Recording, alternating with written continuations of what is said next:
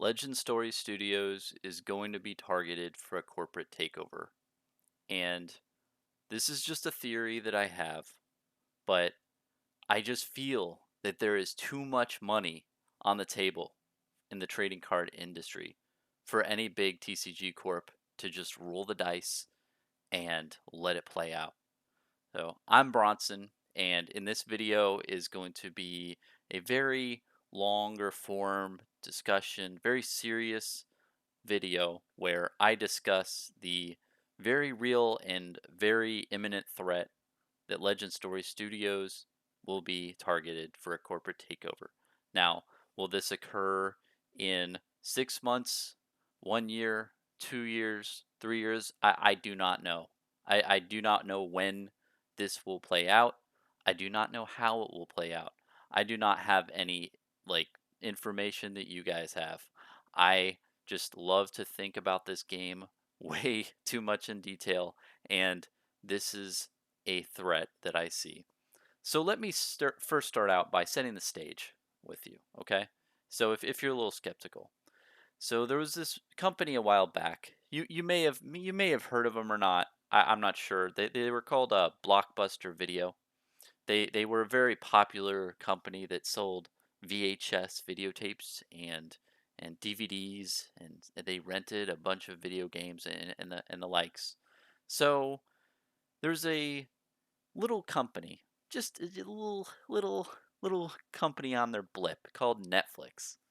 You probably have heard of them. And they thought, hey, I don't like to go into a store. I would rather have my DVDs mailed to me where I can rent them over the internet, get them in the mail, watch them, and then ship them back. Now, revolutionary idea at the time. And what's interesting is a lot of you might not know that that is literally how they started. Is DVD rentals over the mail. Yeah, yeah, that's stuff that you get that's like, spam in your thing that you have to like sort through utility bills and all. Yes, that is where these DVDs came in. So, Blockbuster Video, being the big guys that they were like, hey, look at these guys trying to do something. We're Blockbuster. You can't hurt me. I'm big. And over time, Netflix kept getting market share. They kept growing bigger. They were very agile. They looked at different segments of the market, and eventually they got into what you know them as today as the online video and movie company. And when they branched off into that, they just kept gaining momentum and momentum and momentum. And when when Blockbuster finally realized that Netflix was actually like doing something, it was too late. They had their fate was sealed, and they had already gone down, and like the ship was sinking. I don't even know if you know this too, but at the end of Blockbuster's reign, they tried to get into the online scene. They tried, but it was just too late. The writing was on the wall. They sunk down, and that was the end. So, what is the moral of this story? Well, for any big TCG company or any company in the world, they saw Blockbuster. They know the story, and it's a horror story. You know those tales you hear at night when you're a kid, those horror stories. That's what the big CEOs of these companies like. That's their nightmare. Is some little like insignificant little ant of a company is going to just fell this giant corporation by being agile and be doing something crazy to the market and disrupting it, right? And if you've ever played Dark Souls, you know that when you have the most heavy armor in the game and you've got like that big great axe, when you've got the heaviest armor in the game, that is what these big companies are like. They are like really slow to attack and slow to move and slow to do change course and stuff.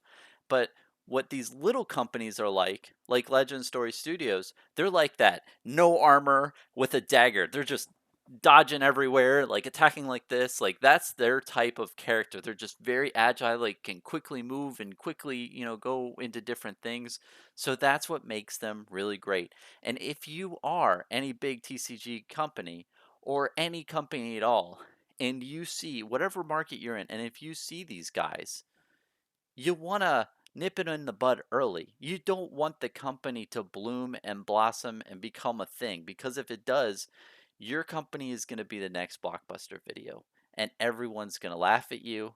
And if you're if you're in a big corporate position, it probably doesn't matter anyway, cuz you're going to get a golden parachute of, money for leaving the company anyway, but even still you're going to get laughed at and it's going to suck.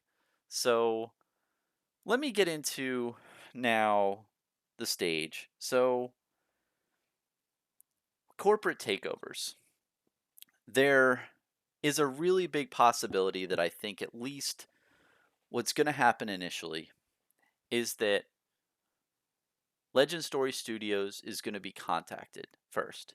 First, that's the first play that's going to be made, in my opinion. I think that that's a very high likelihood, and any big TCG company or any trading card game company or any type of company who's realized the success of Flesh and Blood is going to talk to Legend Story Studios. They're going to say, "Hey guys, we love your stuff. We think you guys are amazing. We love the product. We love what you're doing here. We want to be a part of it." And I think it really could be any company that really approaches them. And regardless of who they are, I don't think that they're going to have good intentions. They're going to say, "Hey, we can give you like X amount of money. We can give you all these nice equipment and all these resources and all these extra stuff so you can make a better product at the end of the day." And I feel like they're really going to sell that. And they're going to say, "Hey guys, like we can be a good thing for your company to grow for a price of getting a little piece of the pie." Now, I really don't think that that's a big concern to me. I'm not worried about this. I know that the team over at Legend Story Studios, including James White, you're the head CEO. I have faith in you guys. I know you're not going to fall for that. I just know that that's going to be the first play that they're going to make. They're going to come out, they're going to say, "Oh, well, you're valued at, $30 million. We'll offer you $120 million to buy out your company." And I don't think that they're going to take that bait. I don't think that they're going to, but I definitely think that that's the play that they're going to make. Are those numbers real? I'm just making those numbers off of the fly. I have no idea what they're valued at. That's just something I like put out there. Now, that is definitely going to fail. So I'm like 90% sure that's where their starting point is going to be. I have a 100% chance that that's going to fail. The next big thing that any big TCG company or any company at all would do is they're going to go after your employees. They're going to try to find key employees, and they're going to tempt them with huge salaries and big positions at any other company. And this I don't feel is a threat at all either. I mean, I feel like Legend Story Studios, the team there, is very passionate about what they do. This is definitely a passion project. This is definitely not a working my job and doing something to get money kind of deal. I feel like they're good, but it's tough, man. I I am passionate about things too in life, but when I'm tempted, I mean, if somebody said, "Hey, Bronson, we'll give you $600,000 to promote this thing that I might not believe in," I don't know what I'd do in that circumstance. I don't know what you do, and you can judge me all you want, but if you can honestly say that you would instantly turn that down and not think about it, you're I think that's a bold-faced lie. Like it's tough when you're tempted with something that crazy that'll turn your life around. But again, I'm not worried about this. I don't think that this is much of a threat.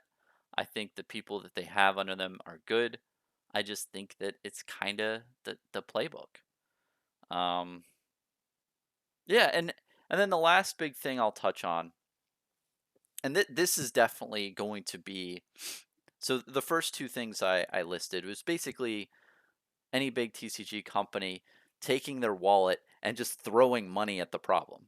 And I think that's that's gonna be like their first big try because it's easy. It's just like, how much do they want? We're we're a multi-billion-dollar company. We have money machines printing out trading cards that people are buying instantly. How much money do we have to pay them off to keep running our money machines? 120 million here. So that's the first two big strategies, or any big strategies initially. But then they're going to go for the throat. They're going to go for the throat and try to sue. And I feel like that is going to be really tough on Legend Story Studios. Like, when you have a big company and they have big shot lawyers and they have a lot of lawyers, it's going to be tough to fend off these attacks.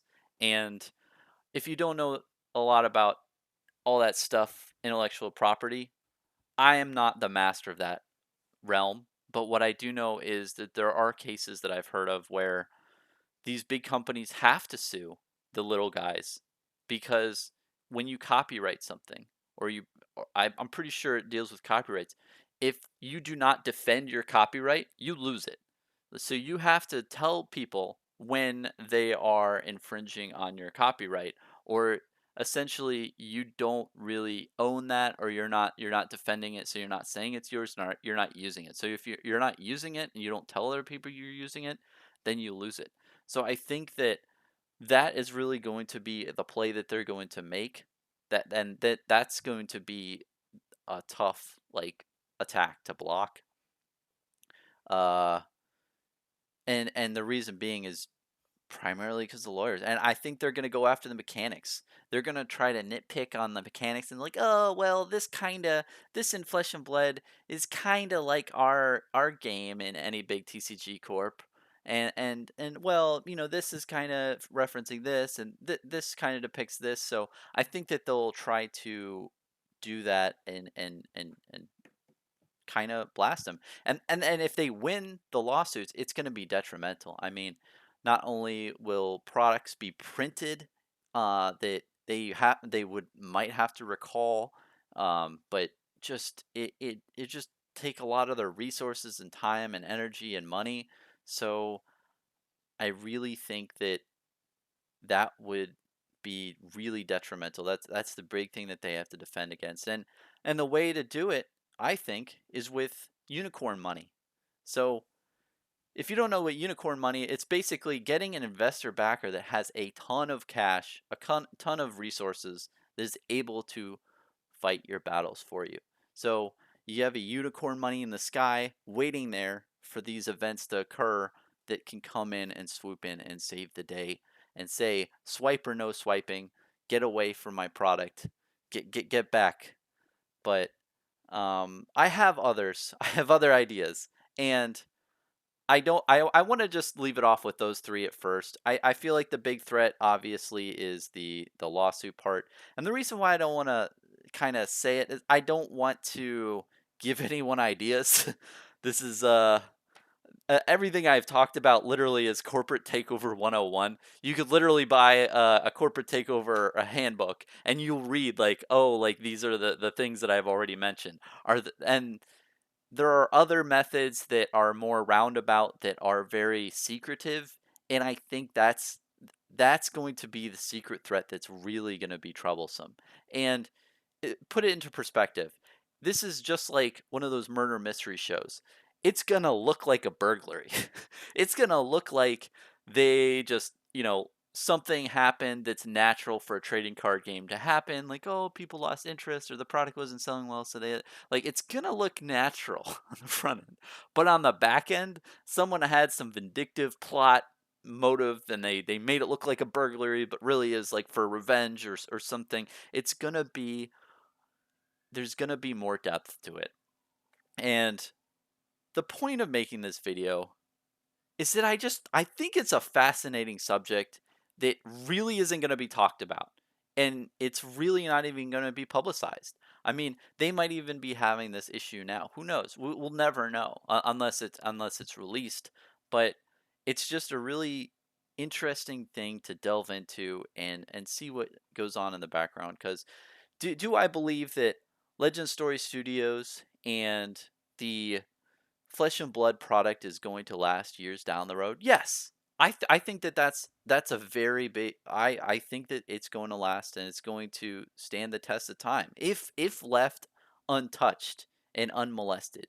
But I just feel like these big TCG corps, whoever they may be, are going to realize that this company has something here and that they are a threat and they do not want to look like the Blockbuster Video of TCG games, and they're going to come after Legend Story Studios. And regardless, it's a win-win for them because if they can finally take it, if they can take them out and take them over and gain shares in their company and gain an interest, right? It doesn't matter if they're profitable or not. They can sandbag the game, produce a couple more sets, release a ton of cold foils for everyone, and sell them off at very high prices. And they can make their money back in the long run. Or they just take the loss. Let's say they spend $120 million for the company, right? And it's valued at 30 million, and they can reasonably take every asset that Legend Story Studios owns and maybe get, let's say they can get 20 million, so they're out 100 million. That's no big deal. They just write it off as a loss of, purchasing acquisition, and it's no big deal for them. So at the end of the day, I just wanted to make an interesting video and make you think outside the box and let you know that this is the stuff that happens in the background that we might never see, but I really hope that Legend Story Studios can weather these threats and they can fend off these attacks, because at the end of the day, this is just all a theory, and I this is Bronson just making stuff up and just telling you what comes through my mind late at night. But at the end of the day, it's gonna be interesting to see what happens, and I just hope long term that they can weather the storm. Thanks for watching, and let me know what you think.